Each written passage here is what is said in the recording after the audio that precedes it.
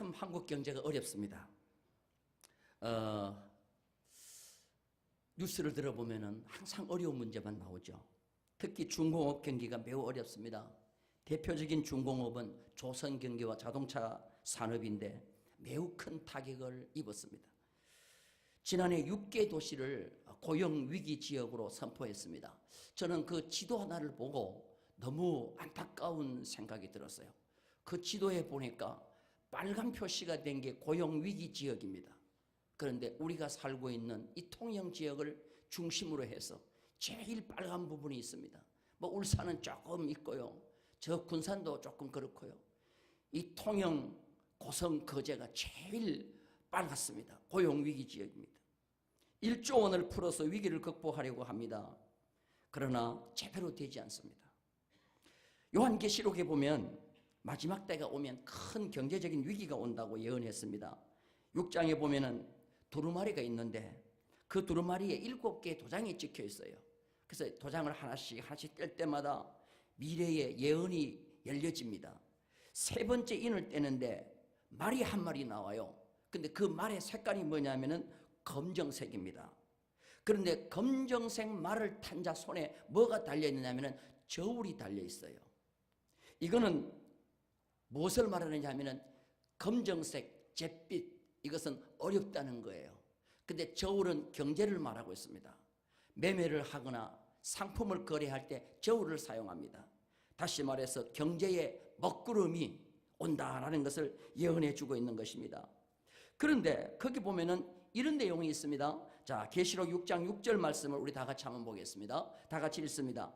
내가 내 생물 사이로부터 나는 듯한 음성을 들으니 이르되 한 데나리온의 밀 한 대요 한 데나리온의 보리 석 대로다. 또 감람류와 포도주는 해치지 말라 하더라. 한 데나리온은 하루 품삯이에요. 하루 죽도록 열심히 일해봐야 밀 한 대밖에 못 산다는 거예요. 이게 바로 경제적으로 매우 어려운 때라는 겁니다. 다시 말해서 하루 종일 일해봐야 한 끼 먹을 양식값밖에 안 된다는 거예요. 그런데 감람류와 포도주는 해치지 말라 그렇습니다. 감람류와 포도주는 해치지 말라. 그래서 여러분들 성경을 이단들은요 잘 갖다 붙여요. 자기들한테. 아무리 경제적으로 어려움이 와도 포도주와 감람류는 해치지 말라고 했는데 신천지가 자기들이 뭐냐 하면은 포도주와 감람류라고 하는 거예요. 그래서 자기들한테 오면은 어떤 경제 위기가 와도 하나님이 해치지 않게 보호해 준다 그랬어요. 아유, 이렇게 어떻게 그냥 막 아전인수격으로 해석을 하는지 몰라요. 여기서 포도주와 감람류는 뭐를 상징하냐? 감람류는 전통적으로 하나님의 은혜에 대한 감사를 상징합니다. 그리고 포도주는 기쁨을 상징합니다. 신실한 성도는 어떤 어려움이 오더라도 감람류와 같이 하나님의 은혜에 감사하고 포도주와 같이 기쁨을 잃지 않는다는 그런 의미가 그 속에 있는 줄로 믿습니다. 그래서 어떤 어려움이 오더라도 예수 그리스도에게 붙어있고 참된 신앙을 가지고 있는 자는 감람류처럼 포도주처럼 은혜에 대한 감사와 또한 기쁨이 넘쳐난다는 거예요. 여러분 경제적으로 매우 어렵습니다만은 그래도 하나님 앞에 감사와 우리의 기쁨은 잃지 말아야 될 줄로 믿습니다. 유대인이 자녀를 잘 키웠어요. 어떻게 이렇게 자녀를 잘 키웠냐니까 3가지만 교육시켰다는 거예요. 3가지만. 여러분 이 3가지 중요합니다. 첫째 뭐냐? 어떤 경우에도 감사해라. 따라서 합시다. 어떤 경우에도 감사해라. 성경에 좋은 일 있을 때만 감사라고 하지 않았어요. 두 번째가 뭐냐 하면은 불평하는 사람과 멀리하라. 따라서 합시다. 불평하는 사람과 멀리해라. 자꾸 불평하고 원망하거든. 그 사람 가까이 있으면 안 돼요.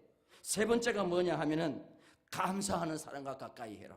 따라서 합시다. 감사하는 사람과 가까이 해라. 3개 외워봅시다. 첫 번째 뭐예요? 벌써 잊었어요? 따라서 합시다. 정신 차리고 따라서 하세요. 좋은 일이 있을 때만 감사해라. 아이고 우리 학생들이 잘하네. 어떤 경우에도 감사해라. 두 번째는 뭐예요? 불평하는 사람과 멀리해라. 그 다음에 뭐예요? 감사하는 사람 가까이 해라. 그래서 이 주위에 불평하고 짜증내고 막 인상 쓰면요 계속 가까이 있어봐야 잿빛 먹구름만 와요. 그러니까 항상 웃고 감사하고, 여러분 갑자기 얼굴이 왜 이렇게 미소를 짓는데 자꾸 그런 습관을 들여야 돼요. 그래야 하나님의 축복이 오는 줄로 믿습니다. 경제는 돌고 돌아요. 돈도 돌고 돈다 그러지 않습니까? 호경기도 오고 때로는 불경기도 오는 거예요. 사마리아 성에, 북쪽 이스라엘 사마리아 성에 큰 경제적인 어려움이 왔습니다. 아람 나라 왕 베나닷이 군대를 몰고 올라와서 수도 사마리아 성을 포위했습니다. 그래서 성 안으로 들어가는 모든 물자를 차단시켰어요. 경제 제재 조치를 한 것입니다. 근데 여러분들 사실 세상 나라는 믿을 수가 없어요. 우리가 정말 이제는 우리나라도 어느 정도 잘 살게 됐잖아요. 그래서 세상 나라 믿을 것도 없고 우리는 하나님만 믿어야 될 줄로 믿습니다. 오늘 여기 보면은 아람 나라가 이스라엘을 공격해 왔는데요.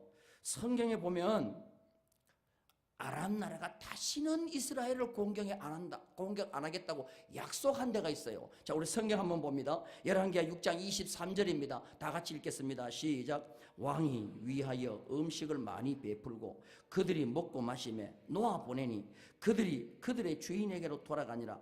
이로부터 아람 군사의 부대가 다시는 이스라엘 땅에, 아람 나라가 자주 이스라엘을 공격해 오니까 하루는 엘리사가 그 아람 나라 군대를 다 소경으로 만들었어요.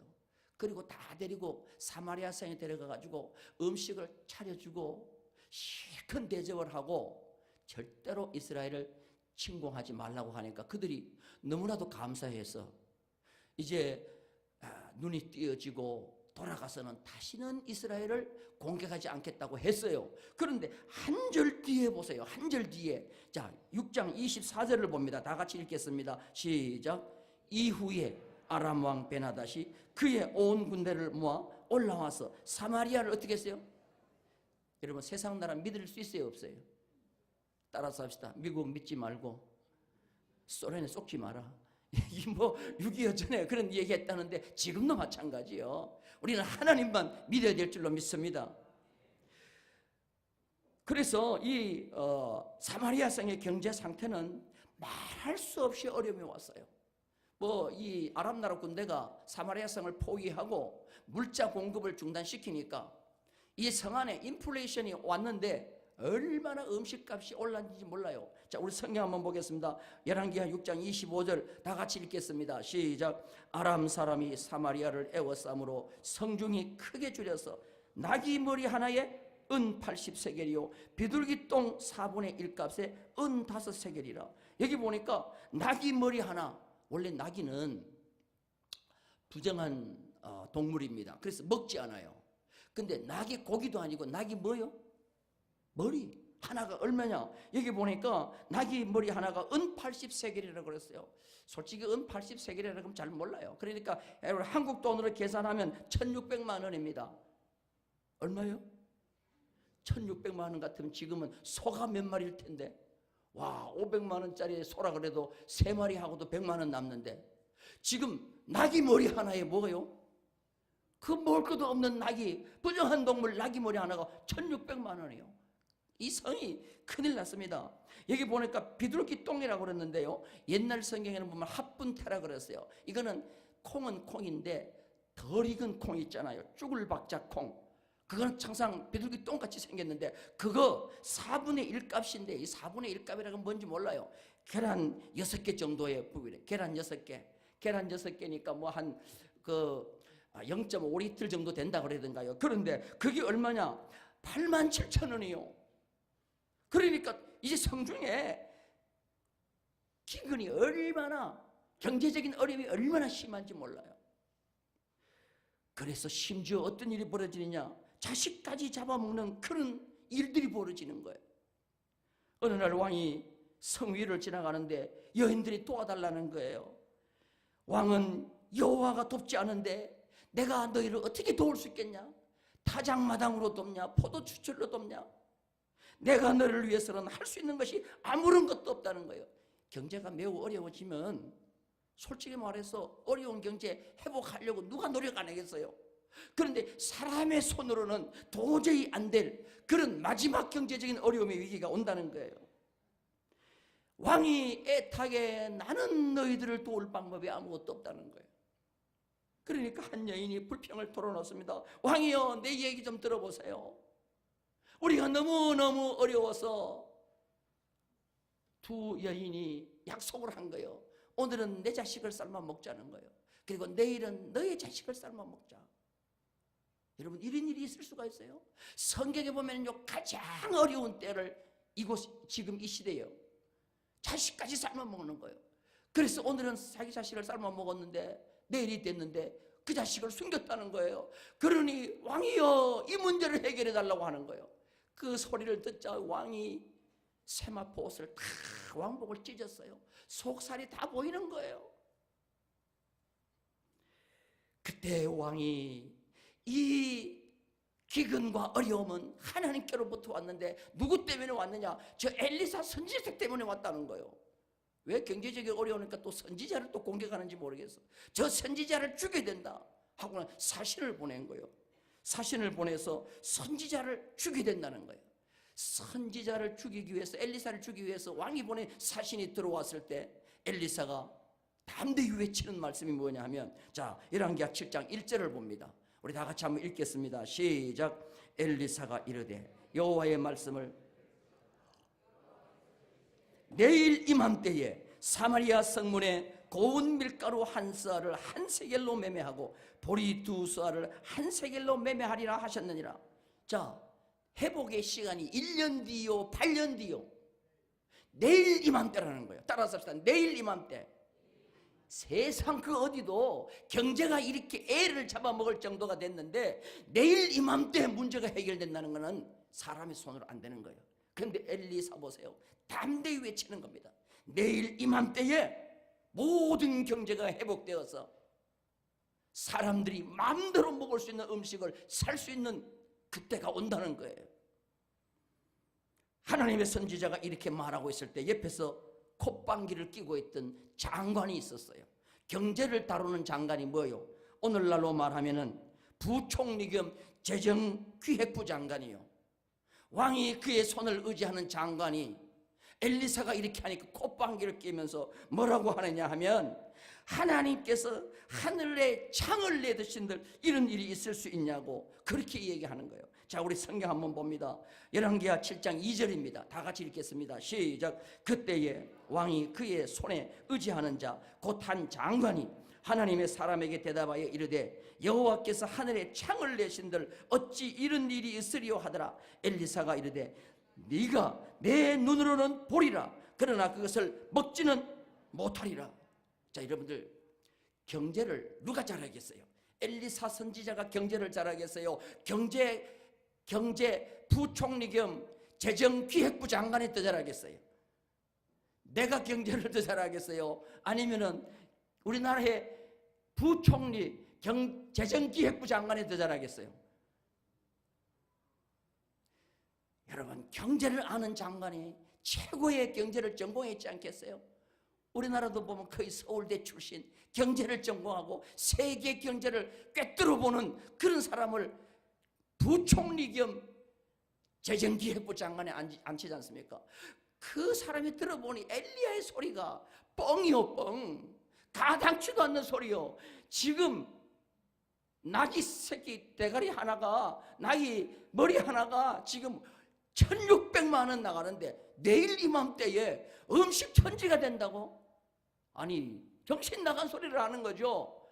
경제 전공자가, 경제 대가가 들어보니 말도 안 되는 소리요. 하나님이 하늘에 창을 낸들 이런 일이 있을 수 있냐는 거예요. 그러니까 엘리사가 뭐라고 하느냐, 그 장관을 향해서 뭐라고 말하느냐, 네가 눈으로 보리라. 그 놀라운 기적을 네가 눈으로 보리라. 그러나 너는 먹지 못하리라. 따라서 합시다. 구경만 하고, 따라서 구경만 하고 먹지 못하는 자. 항상 보면 그래요. 기적이 일어날 때 기적의 주인공이 있는가 하면은 항상 기적을 뭐만 해요? 구경만 하고. 남이 축복을 간증할 때 자기는 항상 뭐만 하고? 듣기만 하고 박수만 쳐주는 사람이 있어요. 우리는 박수 쳐주는 사람이 아니라 우리는 간증을, 주인공이 돼서 전하는 그런 자가 되어야 될 줄로 믿습니다. 그런데 엘리사가 외친 그대로 되는 거예요.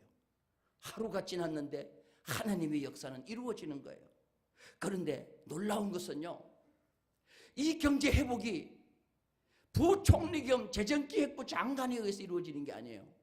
가장 불쌍하고 천한 4명의 나환자를 통하여 역사가 벌어지는 거예요. 자, 우리 성경 한번 봅니다. 열왕기하 7장 3절입니다. 큰 소리를 읽겠습니다. 3절입니다. 다 같이 읽겠습니다. 시작. 그 친구에게 서로 말하되 우리가 어찌하여 여기 앉아서 죽기를 기다리라. 이름도 없고 힘도 없는 형편없는 성 안에 살지 못하고 성 밖으로 쫓겨난 4명의 나환자를 통하여 하나님의 역사는 이루어지는 거예요. 4명의 나환자를 앉아서 그들은 죽기만을 기다리지 않았습니다. 우리가 여기서 죽기만은 기다릴 수 없다. 여러분, 솔직히 보면 경제적으로 어려움이 오면은 먹을 것 많을 때도 우리가 살기 힘드는데 먹을 것도 없다, 우리 제일 먼저 죽어버리자, 이렇게 생각할 수 있는 4명의 나환자가 희망이 생기기 시작하는 거예요. 우리는 여기서 앉아서 죽기만 기다릴 수 없다는 거예요. 그러니 우리가 일어나자는 거예요. 그리고 우리가 행동하자는 거예요. 우리가 살 길을 찾아보자는 거예요. 그리고 희망을 가지고 성 안으로는 들어갈 필요가 없다. 왜? 성 안에 들어가면 먹을 것이 없어. 그러니 우리가 아예 그냥 아람 나라 적군에게 가가지고 항복을 하자. 항복해서라도 우리가 살자는 겁니다. 그러면서 뭐라고 생각하느냐? 그들이 살려주면 살 것이고 그들이 죽으면 죽으리라는 거예요. 다시 말해서 하나님의 뜻에 모든 것을 맡기자는 거예요. 여러분, 이 4명의 나환자 믿음이 얼마나 좋습니까? 건강한 사람도 가질 수 없는 놀라운 믿음을 가지고 희망을 가진 거예요. 저는 이 4명의 나환자가 비록 육체적으로는 나환자였지만 정신적으로 영적으로는 매우 건강한 자라고 봅니다. 오늘 이 4명의 나환자에 가지고 있던 그 믿음이 오늘 이 자리에 앉은 우리 성도 모두의 믿음이 되기를 주님의 이름으로 축원합니다. 그래서 아무리 지역의 경제가 어렵고 힘든다고 하더라도 우리는 희망을 버리면 안 되고 희망을 포기해서는 안 되고 우리는 자리에서 일어나서 믿음을 가지고 담대하게 움직이는 자가 돼야 될 줄로 믿습니다. 단테가 쓴 신곡에 보면은 지옥편이 나와요. 지옥편. 그 지옥편에 보면은 입구에 뭐라고 써놨느냐? 이곳은 희망을 버리라. 이곳에 들어가는 자는 뭐를 버리라? 희망을 버리라. 여러분들, 이 세상이 누가 사는 곳이 지옥입니까? 희망이 없이 사는 자가 지옥인 것입니다. 오늘 희망이 없고 소망이 없고 미래의 비전이 없고 한숨 쉬고 짜증 부리고 그런 자들은 다 지금 이 세상에 지옥 같은 세상을 사는 거예요. 유명한 신학자가 있습니다. 몰트만. 희망의 신학이라는 책을 써서 세계의 많은 사람들에게 희망을 주고 비전을 줬죠. 독일 신학자입니다. 물론 그가 악한 영향도 많이 끼쳤어요. 자유주의 신학에. 그런데 몰트만은 18살에 독일군으로 징병이 되어 2차 세계대전에 참여합니다. 그런데 영국군의 포로가 됐습니다. 얼마나 힘든지 몰라요. 그래서 자살을 할 기회를 찾는 거예요. 그런데 이걸 눈치챈 영국 군목이 이 몰트만에게 성경책을 주는 거예요. 그래서 이 몰트만의 성경책을 읽어보니까 성경책에 희망이 가득한 거예요. 수고하고 무거운 짐진 자들, 낙심과 좌절 속에 있는 자들, 질병에 있는 자들, 예수 그리스도를 통하여 다 고침받고 해결받고 희망을 가지고 살아가는 거예요. 그걸 딱 보는 순간에 갑자기 희망이 생기는 거예요. 내가 젊었는데 지금 이 어렵다고 내가 지금 자살을 해. 다시 말해서 자리에서 일어나기 시작합니다. 그리고 희망을 가지기 시작합니다. 그러면서 희망을 가지고 하루하루 살아가는데 그 포로 수용소에서 체험한 것이 뭐냐? 매일매일 죽어져 나가는 사람을 보니까 희망을 버린 사람이더라는 거예요. 아, 희망이 최고의 약이요 건강이라는 것을 깨닫고 그가 포로 수용소에서 끝까지 견디고 이제 자유인이 됩니다. 그리고 그가 가장 먼저 하는 게 뭐냐? 신학교에 들어가가지고 신학 공부를 하면서 목사가 되고 그가 쓴 책이 뭐냐? 희망의 신학이라는 거예요. 여러분, 희망을 버리는 것은 자기 모든 것을 버리는 거예요. 어떤 좌절과 낙심과 어려운 환경 속에 들어가더라도 우리는 희망을 버리지 않는 성도가 되기를 주님의 이름으로 축원합니다. 하나님의 능력을 믿는 믿음이 있다면 어떤 어려움 속에서도 희망에서 다시 출발할 줄로 믿습니다. 그래서 예레미야 33장 2절 말씀을 한번 볼까요? 우리에게 오늘 또 희망을 주시는 메시지입니다. 다 같이 읽겠습니다. 이를 행하시는 여호와, 그것을 만들며 성취하시는 여호와, 그의 이름을 여호와라 하는 이가 이와 같이 이르시도다. 3절, 너는 내게 부르짖으라.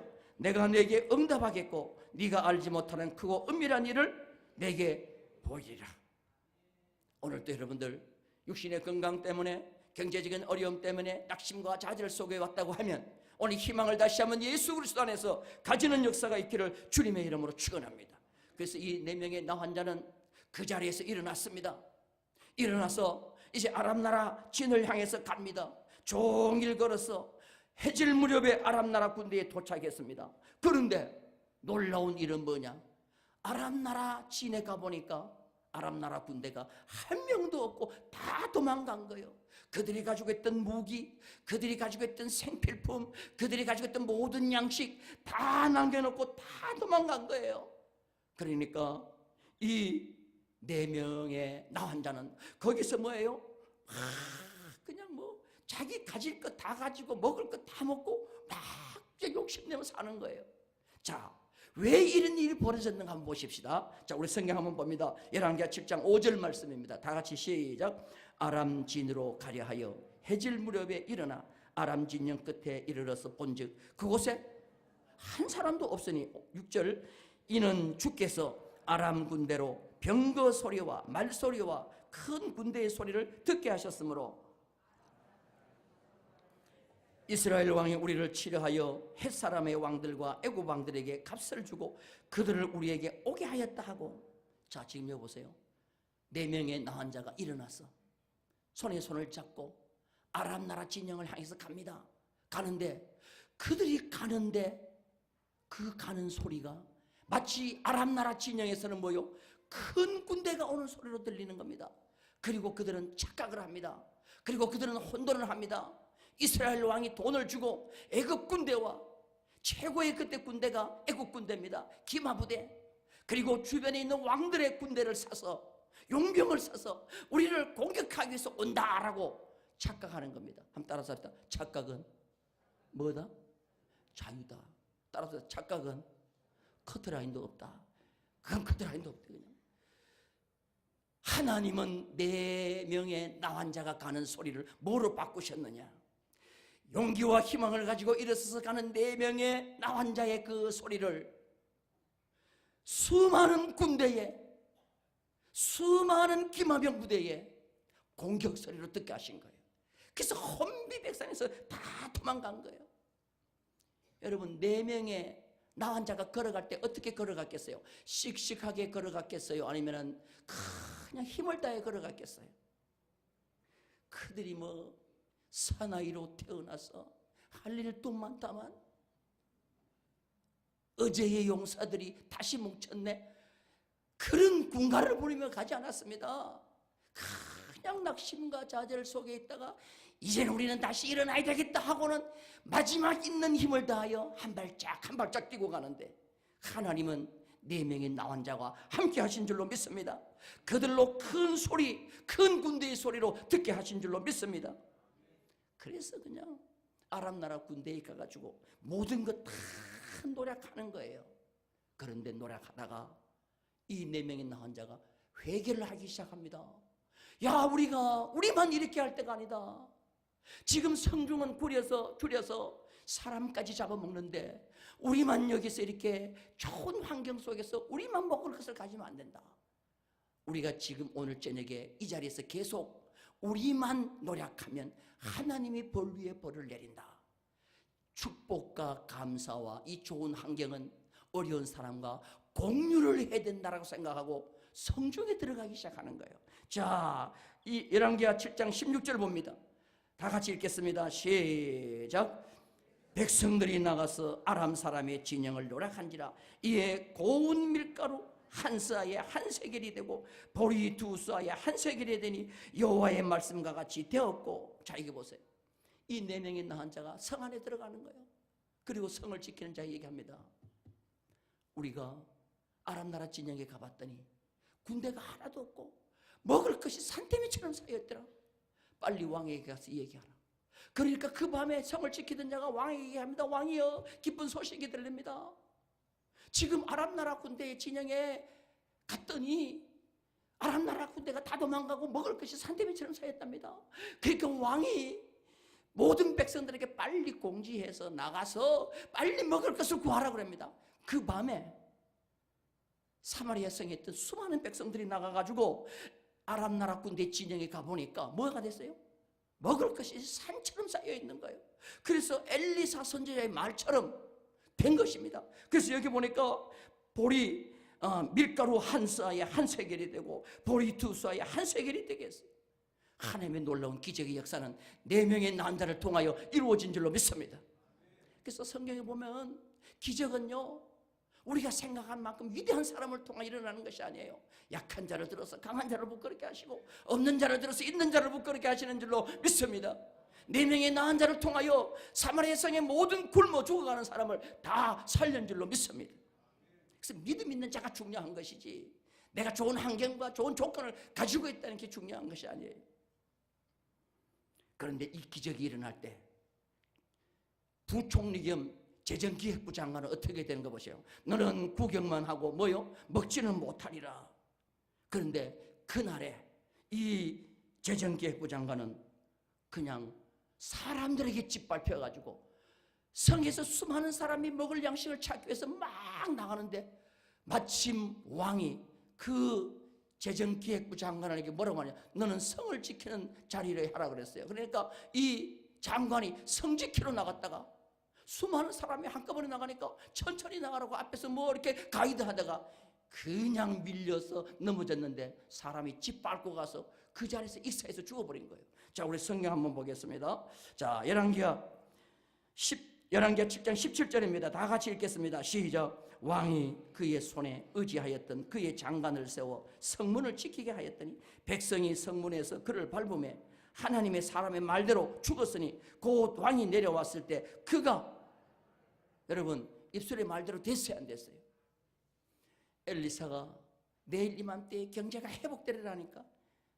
경제는 내가 잘하는데, 내가 부총리고 경제재정기획부 장관인데 하나님이 하늘에 창을 내들 그런 일이냐?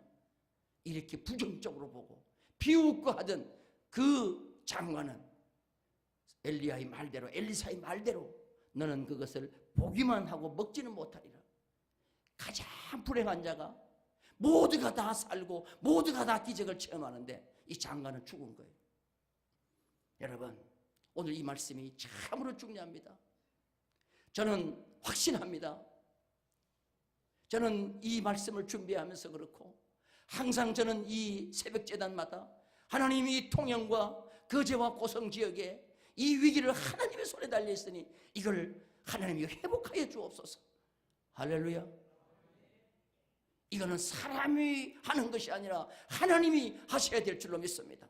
사마리아 성의 경제를 하루 만에 회복하신 하나님, 우리가 살고 있는 이 지역의 경제도, 이 고용위기 지역을 과거에 정말로 거제와 통영에는 개도 5만 원짜리를 물고 다닌다는 그 시절이 다시 한번 돌아오게 하는 역사가 있기를 주님의 이름으로 축원합니다. 이거 시장이 하는 것도 아니고 국회의원이 하는 것도 아니고 대통령이 하는 것도 아니고 부총리와 재정기획부 장관이 하는 것도 아니고 누가 해야 돼요? 하나님이 하시는 거예요. 그럼 우리가 기도해야 돼요, 안 해야 돼요? 근데 어렵다고 왜 그냥 자꾸 좌절하고 새벽 기도도 안 나오고 영성 기도도 안 나오고 믿음이 좋아서 그런 거요? 아니면 절망해서 그런 거요? 우리 좌우에 계시는 분하고 한번 이렇게 손을 잡고 인사합시다. 경기 회복은 하나님의 손에 달려 있습니다 하고 인사하겠습니다. 누구한테 달려 있어요? 돈 못 벌어 온다고 남편만 자꾸만 닥달해봐야 소용없어요. 너무 심하게 닥달하면 잘못하면 마창대교에 갈 수 있어요. 절대로 그게 아니요. 남편 닥달할 힘을 가지고 하나님 앞에 와가지고 하나님 앞에 기도하시라 이 말이에요. 그럼 하나님께서 회복해 주실 줄로 믿습니다. 참 지방 고등학교 가운데 최고의 명문이 거창고등학교예요. 저는 거창고등학교 그 설립 초기에 전영창 교장 선생님 그 간증을 책에서 읽고 참 용기를 얻었어요. 지금도 지방고등학교 가운데요 거의 막 80%가 서울의 명문대학을 다 들어가는 고등학교예요. 전영창 교장 선생님이 미국에서 유학을 마치고 거창고등학교에 교장으로 부임했는데 학교가 너무 어려워가지고 학생들 다 떨어져 나가고 8명만 남아있더래요. 8명만. 너무 학교가 어려우니까 선생님 봉급을 다 절반으로 깎았대요. 그래도 희망이 보이지 않아요. 하나님 어떻게 하면 이걸 해결하겠습니까? 하고는 기도원에 올라가가지고 일주일 동안 금식기도하면 해결될 줄 알고 기도원에 올라가가지고 금식기도를 하는데 4일이 지났는데도 도대체 기미가 보이지 않더라는 거예요. 부채가 해결되는 것이 실마리도 보이지 않더라는 거예요. 그러니까 이 전영창 교장 선생님이 신경질이 나가지고 하나님 앞에 따졌대요. 하나님 도대체 계십니까? 조상의 선조가 나에게 13마지의 땅을 물려줬는데 내가 내려가가지고 그 땅 13마지 다 팔겠습니다. 그리고는 서울에 올라가가지고 제일 큰 신문사에 가가지고 땅 13마지 판 돈으로 광고를 내겠습니다. 어떤 광고를 내느냐? 신문지 전단에 하나님은 계시지 않습니다 하고 광고를 낼 테니까 하나님 그렇게 아시오. 그리고 하나님 앞에 땡깡을 부리고 난 뒤에 이제 한숨 쉬면서 이렇게 산을 구경하는데 갑자기 자기도 모르게 산이 그렇게 아름답고 너무너무 참 보기 좋더라는 거예요. 그런데 그렇게 땡깡 부린 우리 교장 선생님 입에서 갑자기 주 하나님 지으신 모든 세계 하나님이 그러더라는 거예요. 야, 너 조금 전에 땡깡 부리더니 지금은 왜 찬송하냐? 아이고 하나님 죄송합니다. 땡깡 거두겠습니다. 하나님에게 맡겠습니다. 학교를 살리든지 죽이든지 하나님의 손에 맡기겠습니다. 그래서 7일 금식기도 하고 내려오니까 미국에서 편지가 하나 왔더라는 거예요. 미국에서 유학하면서 사귄 사업가인데 편지가 하나 딱 왔는데 편지를 딱 열어보니까 수표가 하나 딱 왔는데요. 그 수표에 돈이 얼마 있느냐? 2,050달러가 왔더라는 거예요. 여러분 그때는 2,050달러 커요. 2,050달러를 한국 돈으로 딱 바꾸니까 정확하게 10원짜리 하나까지 다 계산하는 빚을 딱 갚더라는 거예요. 남의 일이니까 아멘도 안 하죠. 여러분 하나님이 하시면은 이렇게 하실 줄로 믿습니다. 그래서 너무너무 기뻐가지고 미국에 계시는 로버트 슐러 목사님에게 전화를 했더니 슐러 목사님이 그러더라는 거예요. 아이고 학교가 그렇게 어렵냐고. 절대로 걱정하지 말라. 앞으로는 그 학교가 어려우면 수정교회에서 도와줄게. 여러분 거창교회가 로버트 슐러 목사님 수정교회 목사님이 도와줘서 계속 일어난 거예요. 남의 집 얘기니까 아멘도 제대로 안 나오죠. 따라서 합시다. 하나님이 움직이시면 역사는 일어난다. 할렐루야. 통영, 고성, 거제 이 경제위기, 고용위기 지역은 하나님이 해결하실 줄로 믿습니다. 일어나서 하나님께 영광 돌리는 그런 역사가 있기를 주님의 이름으로 축원합니다.